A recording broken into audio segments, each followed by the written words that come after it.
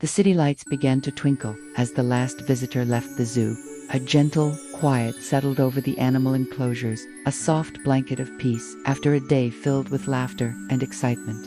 Mr. Thompson, the zookeeper, a kind man with a warm smile and a grand, bushy mustache, walked along the familiar path, his footsteps a steady rhythm in the twilight.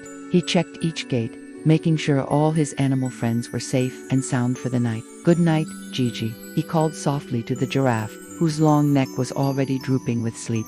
"Sweet dreams, Leo," he murmured to the lion, who let out a soft, rumbling purr. He continued on his way, humming a little tune, the large brass keys jingling on a loop attached to his belt.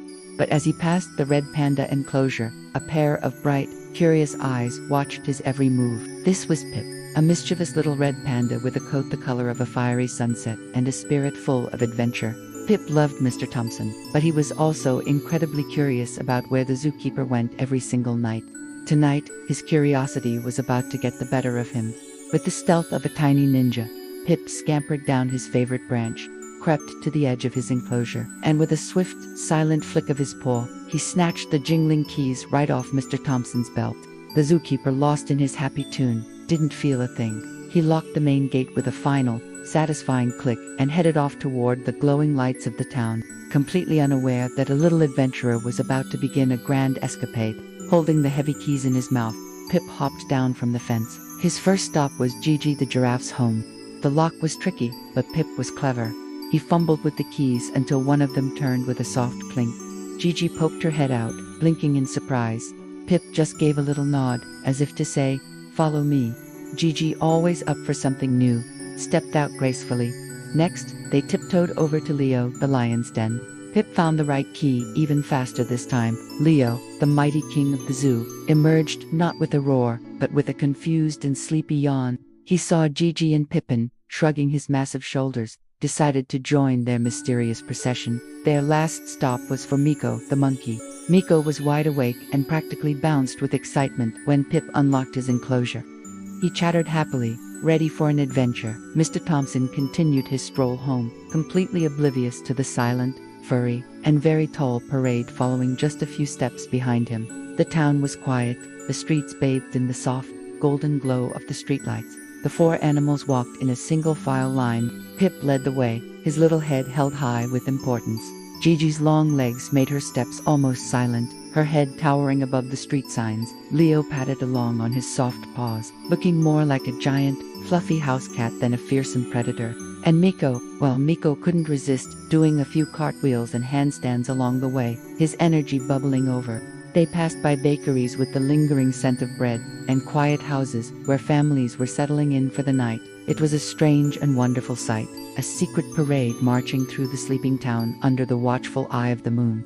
Finally, Mr. Thompson reached his own home, a cozy little house with a bright red door and a garden full of flowers.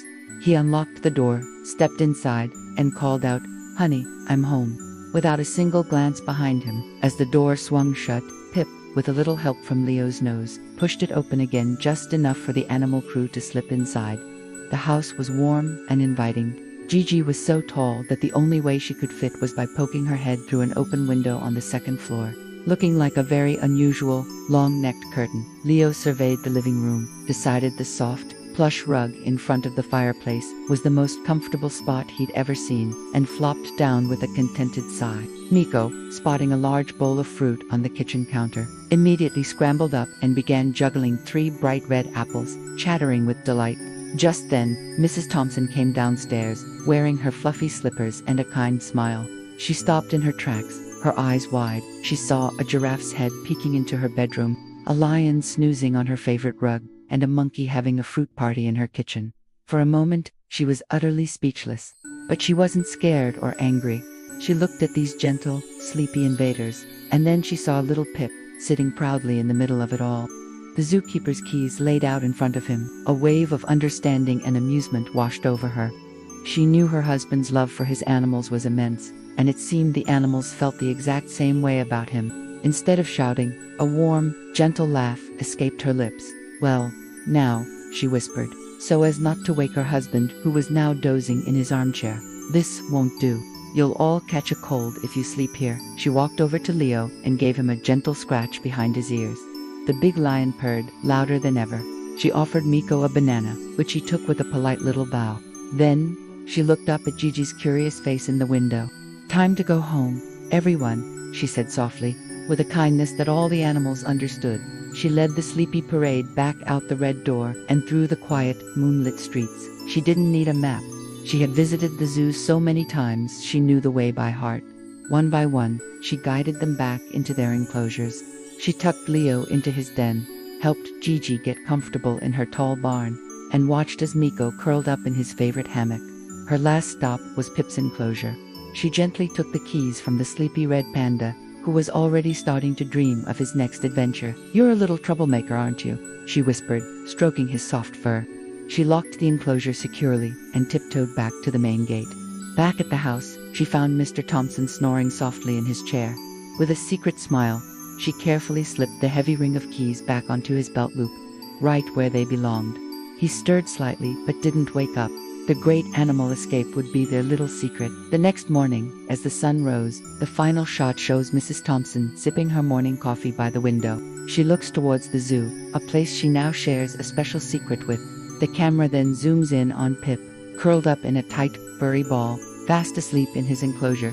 Just for a second, before he snuggles deeper into his dreams, he opens one eye and gives the camera a slow, knowing wink. Thanks for watching our story today. If you enjoyed this little adventure, don't forget to like and subscribe for more tales from the zoo.